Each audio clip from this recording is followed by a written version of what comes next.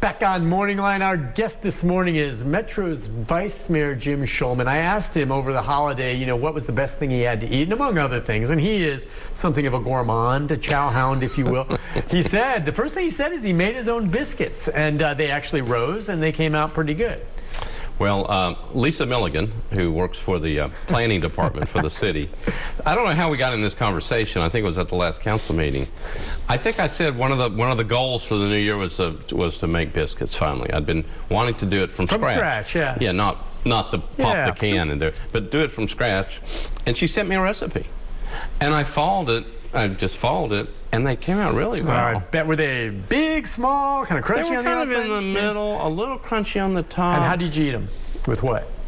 In my mouth. I just stuffed them. No, you could just eat them plain, but I mean, did you put butter, honey? Did you put it with gravy? Did you have them as a side dish? Grape jelly on the biscuits. Grape jelly. See, I just love biscuits and jelly or whatever. I mean, good for you. And I served them to other people who also said they were good. They weren't just saying that because you're the vice mayor? My wife actually ate one of them, and she said they were really good. And then I kept asking her, and then she finally said, "Why do you keep asking me? I told you once they were fine." And I'm the same way. So, did you really like them? Did you really like them? They were very good. I made them a second time. Now the key apparently is the frozen butter. Okay, I've never made them, so I didn't know that. You put a stick of, it's 6 tablespoons, but you can put an 8 tablespoon thing. You put it in the freezer, and then you have to grate it into the flour and the baking soda and powder. Yeah. I did not know that. Now I know that going back, my wife's mother would make biscuits, which were fantastic, but they were made with lard. Now maybe I'll use that recipe. Oh, I don't know, but. Some people still swear by that, I'm sure. That sounds really good, Jim. Good for you. All right, listen, let's take another phone call. We've got Linda. Linda, good morning. Hi, Linda. Good morning, guys. First, Vice Mayor, you need to go to Charlotte to the Amish store and get you some elderberry jam. All right, okay. That makes it even better. I went to the test center because I had to, and they did offer for a fee that you could get your sticker there. But I was so close to the police precinct, I could just go a half a mile and get it. So that is available, at least at the Antioch Pike one. Oh, okay. And number 3, has Metro ever thought about approaching any of the owners of vacant motels, like down Murfreesboro Road area, for homeless situations? It's a room, a bath, a shower, all that. And I just that has always been on my mind. There's several vacant motels around town. So that's my 3 comments. Thank you so much. I know of the Amish market she's talking about. I forget what it's called. Chris Davis, our reporter, and I both went to that while we were covering a trial there in Dixon County. The case in Charlotte. I'm going to go get it. It's elderberry jelly. Elderberry jam is probably just yummy as can be anyway, right? Well, I'm going to this place. And it was, by the way, that was the Joe Clyde Daniels case. All right, so what about private property? Is a different ballgame than public property when you talk about addressing land for homeless, right? Yeah, but again, I think Linda is on it as well. So again, I'm going back to those public meetings. That's one of the issues that people are bringing up. It's like you've got these either a old vacant motel that just hasn't been taken over. Someone still owns it, and they may say, well, I don't want to give it to you just for homeless. You buy it. Metro buys it. You buy it from them. Okay. Or you can buy a motel. And one of the questions I had was, what does it cost to build one? So California started this process. I don't know if they were the first ones, but there was an article in the New York Times magazine about California, the state of California, using a lot of their federal funds to buy hotels for transitional housing for individuals experiencing homelessness. That has started a trend.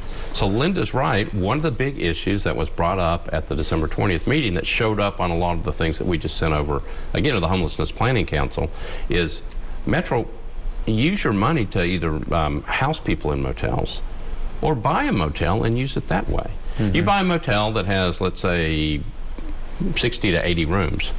all of a sudden you've got 60 to 80 rooms where you can actually put people up at night so they don't freeze and they actually have a roof over their heads. Yeah, look, it's a good idea. It's just interesting. I mean, even I know what she's talking about. Some of these hotels that are along Murfreesboro Road and some other ones. There's some in some other cities as well. Rough areas. They look awful.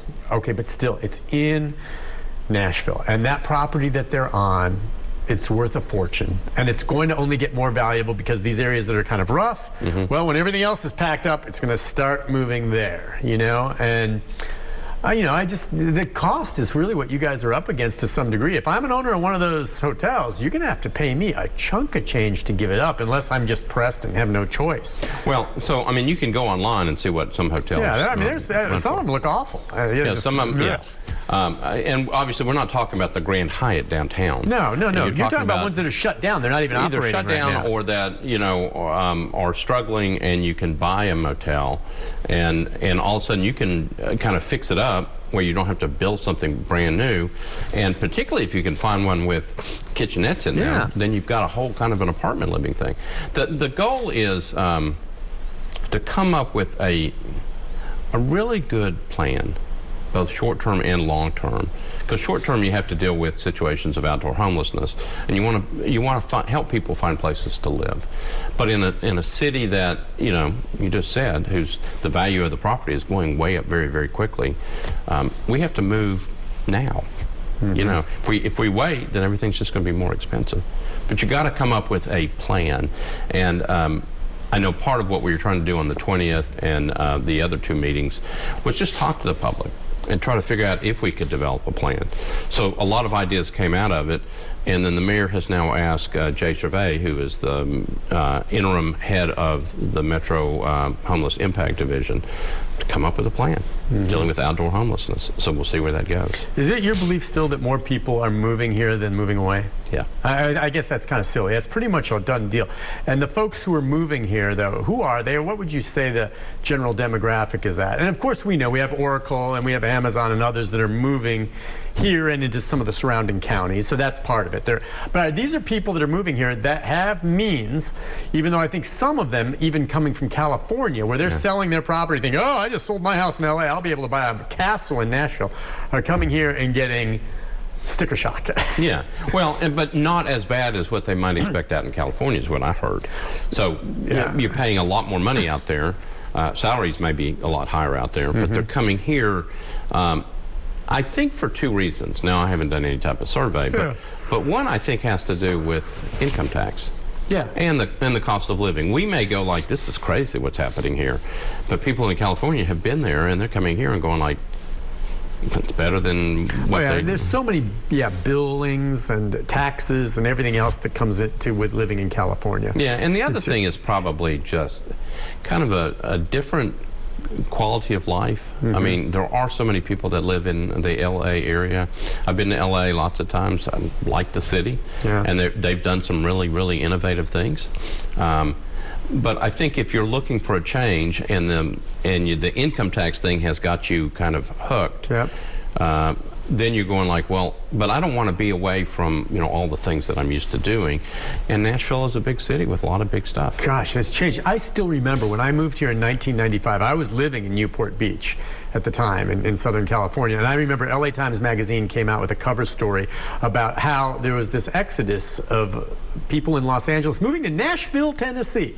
And the picture, I still remember it in my hand. It was a picture of a convertible vehicle with young people in it driving over one of our bridges with the city skyline, what it was in 95, which wasn't anything like what we have now. And just talking about just that this was, and that was in 95. And it's interesting, I don't know if it was LA Times, I think it was, again, just recently had another very similar article. The exodus to Nashville, still, some more than 20 years later, the same thing is going on. I think it's been nonstop since I got here. I think they all followed me. Really? Yeah. Yeah, I would have. No, I wish I started it. The bottom line is I saw it was happening before I moved here. Well, so let me bring up a point, and this is one of the points that I think I did made years ago. Yeah. When we saw this boom starting in 2010, 2011, whatever, it's like, okay, so we are growing really, really fast. That means more and more people are coming, more developers are going to show up, costs are going to go up. how did other cities deal with this? Yeah. How did other cities that have been through this deal with this? Now, all these people are coming here. We know they're coming here. Maybe we should reach out to some other cities that felt the same type of dramatic increase and ask them, how do we hold on and sustain, but not lose the sense of who we are? And I think sometimes we don't learn from our mistakes. Other cities have gone through this. It seems to me that we ought to be checking. Yeah, check on some of those. But you know what? I can do that too. Yes. I can also check, so maybe I should. We'll take a break, be back with our final segment with our guest right after this.